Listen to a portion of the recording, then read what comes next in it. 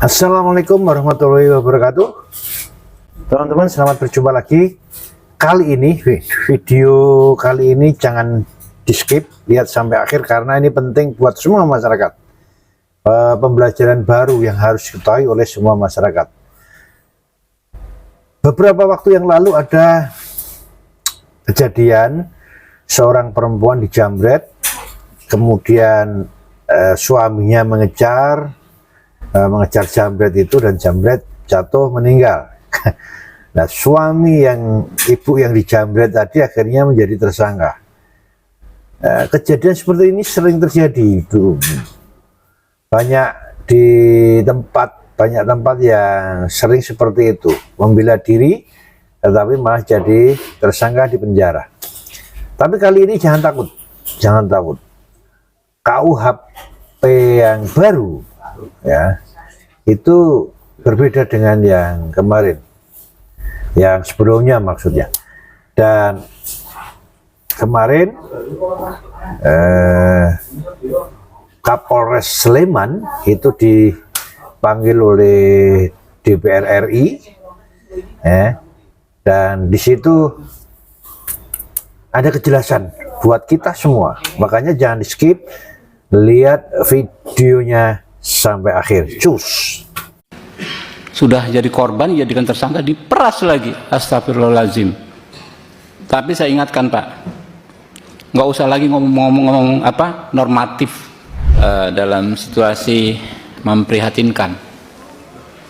Ya, di tengah tuntutan masyarakat, reformasi kepolisian, reformasi kejaksaan, reformasi pengadilan, kami sangat menyesalkan terjadinya peristiwa yang menimpa Pak Hogi ini. Sebenarnya ini kita kasat mata Pak, kasat mata bahwa penegakan hukum yang dilakukan Polres Sleman, Kejari Sleman itu bermasalah.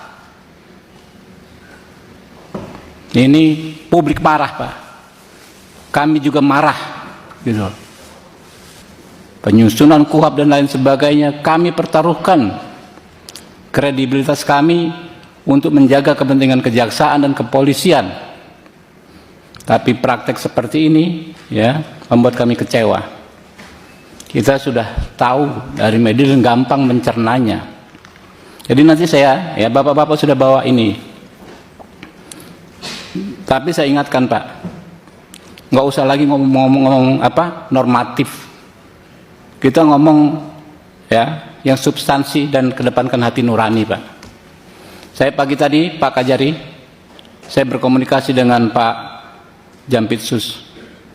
Ya, kalau ini saya yang ngomong Ketua Komisi 3 di ruang resmi Komisi 3, saya nggak mungkin bohong. Saya katakan gimana solusinya Pak? Solusinya RJ.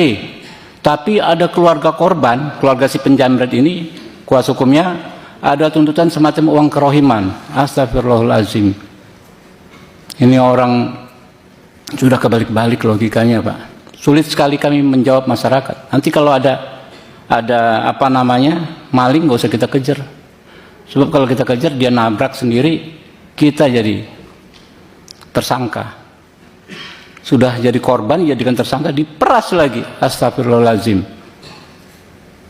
Saya menyesalkan, di sini ada yang namanya Mulyanto. Saya menyesalkan pernyataan saudara mengatakan penegakan hukum bukan hanya soal kasihan-kasihan. Saudara harusnya pahami betul di KUHP baru pasal 53 ya, penegak hukum itu mengedepankan keadilan daripada sekedar kepastian hukum. Ya, saya tadi paham penjelasan Pak Kapolres itu satu sisi hanya melihat kasihan, ya. Tapi dalam hukum ini Pak nggak boleh kata kasihan, harus yang benar ya salah.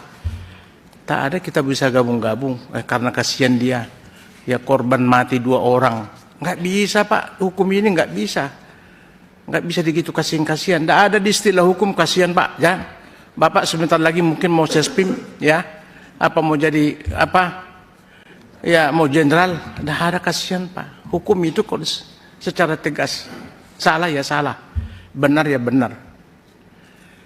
Jadi tidak boleh kita gabung-gabung dengan ada suatu peristiwa yang melihatkan ada meninggal dunia, kasihan. Ya kalau begitu Pak, ya hukum kita ini nggak jelas nanti. Ya, nggak jelas lagi nanti. Ya Pak. Jadi sepakat ini Pak, tidak ada. Ya, bisa dirjekan ini. Tak ada peristiwa pidana di sini. Kalau mau peristiwa pidana ya penjamretan, kekerasan. Karena meninggal yang pelakunya udah tutup. Itu Pak. Tapi di dalam lalu lintas tidak ada di sini. Coba kita berpikir yang jernih aja Pak, ya, berpikir. Jadi ini ada sesuatu kekeliruan sehingga ini tidak boleh diirjekan. Pak Kajari, jangan sok pintar juga kita, adindaku. Aku kenal kau, kan? Ini di mana kita mau ngerjakan ini? Dan ini menjadi objek pemerasan nanti.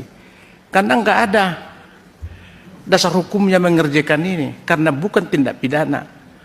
Yang bisa dikerjakan kriterianya ada kesalahan, ya, minta maaf, bersedia minta kerugian, apa mengganti kerugian, itu unsur-unsur daripada RJ, ya, itu. Jadi ini di mana? Apa mau diganti kerugiannya? Orang kesalahan meninggal pun dia karena kehendaknya dia. Orang udah dipepet, dia udah tahu salah, ya seharusnya dia mau berhenti, menghindari supaya nggak mati dia kan. Tapi karena itu tidak, memang udah bagian resiko dia, ya terus dia tabrak tembok itu, ya mati dia, urusan dia itu. Jadi nggak dirjekan itu, gitu loh. Tolong, saya nggak tahu juga, Bu Jaksa juga dengan kasih pidum ini apa dasarnya MP 21 ini, ya. Saya nggak tahu, saya nggak perlu kubahas lagi lah. Oleh karena itu tolong kembali Adinda Kajari, ya, para jaksa-jaksa kita ini coba belajar yang benar aja lah, ya. Hindari sekarang ini, ya, permainan dengan koordinasi yang tidak benar antara penyidik dan apa. Kalau salah ya salah, nggak bisa. Apalagi KUHP yang baru loh, ya. KUHP baru ini nggak bisa, hanya sekali bolak-balik berkas perkara, ya. Kedua tentukan bisa apa tidak, selesai. Mau dirjekan sesuai dengan unsur-unsur kriterianya. Itu semua sudah diatur di KUHP yang baru. Jadi tolong persiapkan saudaraku Adinda, ya, jaksa-jaksa kita ini supaya profesional lah, ya. Jadi capek kau itu mengerjakan itu besok, nggak ada itu, ya. Satu-satunya ini adalah perkara harus dikesampingkan, ya. Nggak ada RJ, ya. Dan juga saya kira juga kalian mendapat pendapat ahli, ya, mendapat ahli ini juga saya sependapat apa dibilang Jenderal Rikuanto. Jaksa itu kan juga pintar loh, disekolahkan, didiklat, belajar hukum. Polisi juga seperti itu. Ya cuma dua alat bukti ada peristiwa pidana udah selesai. Ngapain kita pendapat ahli? Namanya ahli ini kalau lagi lurus ya lurus dia, kalau lagi bengkok ya bengkok dia. Yang benar aja. Sudah baca belum KUHP dan KUHP baru? Siapa sudah baca Bapak? KUHP undang nomor berapa? KUHP yang baru itu nomor berapa? Nomor Kalau Anda sudah baca nomor berapa? Nomor 1. Iya nomor 1 tahun berapa? Nomor 1 tahun 2003 Bapak. 2023. KUHP? 2023. Ulangi. 2025. Saya tanya Anda, karena ada kaitannya nanti di pasal di KUHP. Berlakunya kapan sih itu KUHP dengan KUHP? Sejak tanggal 2 Januari kemarin Bapak. Kemarin kapan? Kemarin dulu. 2026. 2026. Siap. Jawabnya begitu kalau Anda Kapolres. Kemarin kok, kemarin apa? Anda Kapolres. Harus melihat sesuatu gitu loh. Nah, sudah disampaikan oleh Pak Rihwanto tadi bahwa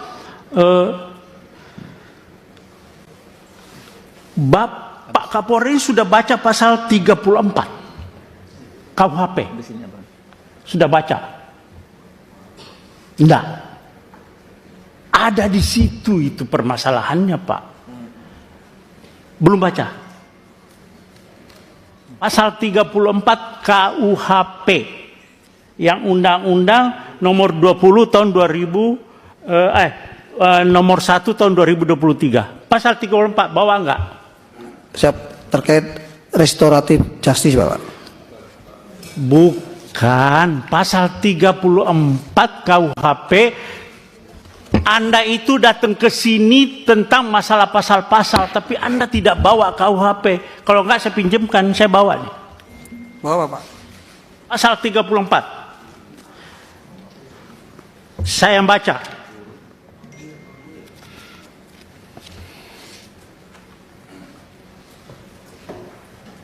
Kalau ya saya Kapolda kamu, masih Kapolda, Anda tidak bakalan sampai ke Komisi 3 dan saya sudah berhentikan Anda.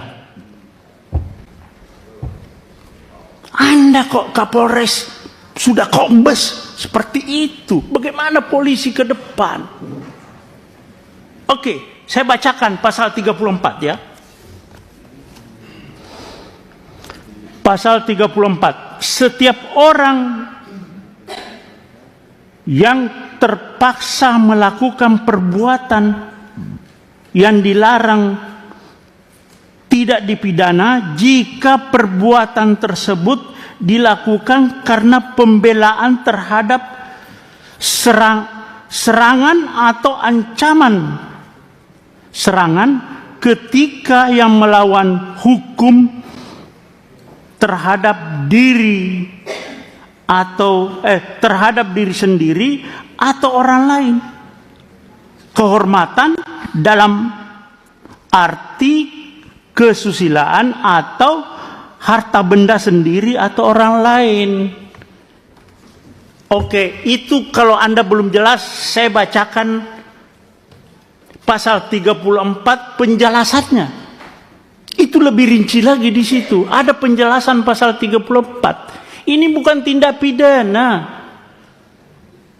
Kalau di KUHP Lamu Perma, alasan pembenar bahwa orang itu membela diri. Membela diri, bukan undang-undang lalu lintas. Anda salah menerapkan hukum. Jaksa lagi P21 juga. Anda koordinasi yang nggak benar itu. Polres dengan kejaksaan. Anda koordinasi tapi salah. Bagaimana? Jadi maksud saya begini Pak Kapolres dan Pak Kajari. Ini bukan RJ. Bukan RJ. Tidak ada tindak pidana di sini. Sependapat dalam tidak ada tindak pidana. Orang yang Bapak tahu, Bapak ngomong di televisi saya lihat Pak Kapolres itu, oh dia melakukan pembelaan yang tidak melakukan tindakan tidak seimbang. Bapak tahu apa yang jambret itu tidak ada istilah di KUHP. Itu adalah pencurian dengan kekerasan. Bukan 36, bukan pencurian biasa, bukan pencurian pemberatan, tapi pencurian dengan kekerasan. Curas itu Pak, curas itu begal. Dia bawa celurit, bawa senjata tajam, bawa apa segala, bisa bawa senjata api. Nah, ketika orang itu, ini bahaya Pak.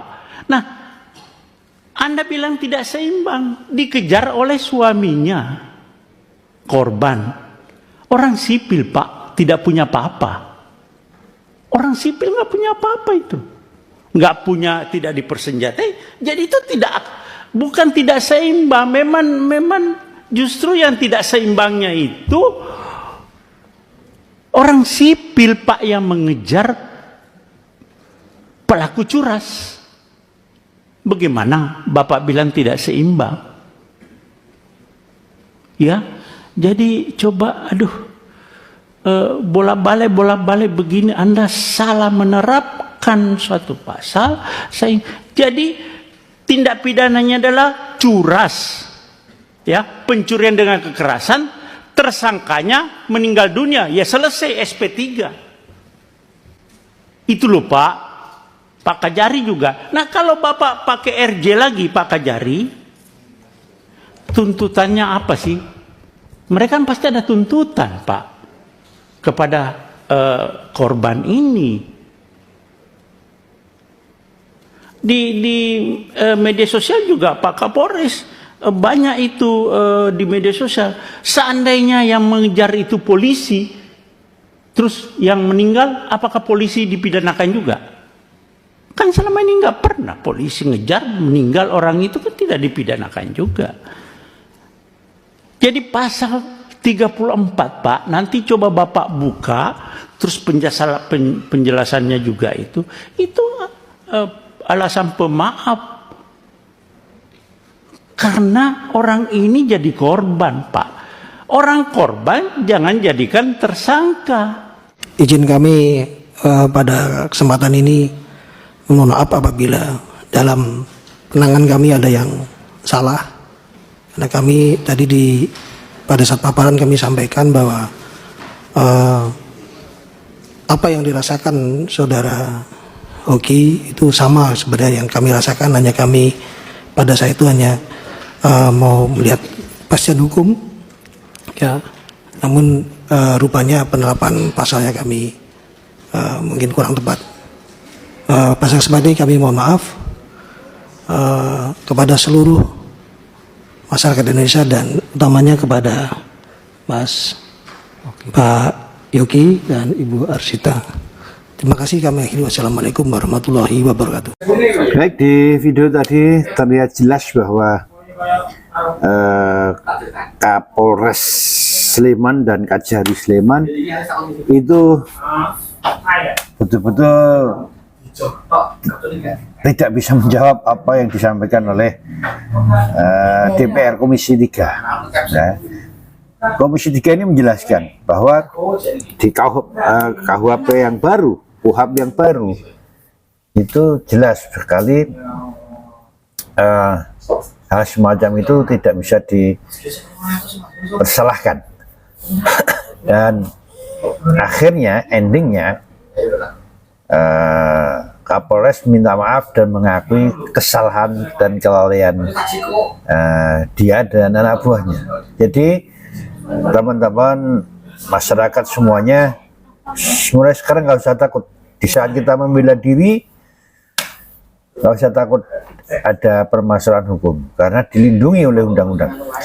Dan di Bogor beberapa waktu yang lalu Polres Bogor sudah menginstruksikan kalau ada begal, ada copet atau jambret dan sebagainya, sikat. Bogor tidak akan mempermasalahkan yang membela diri. Bogor tidak ingin ada begal, copet, segala macam preman ada di Bogor. Semoga negara kita aman, tidak harus takut ada jambret, copet dan sebagainya. Wassalam.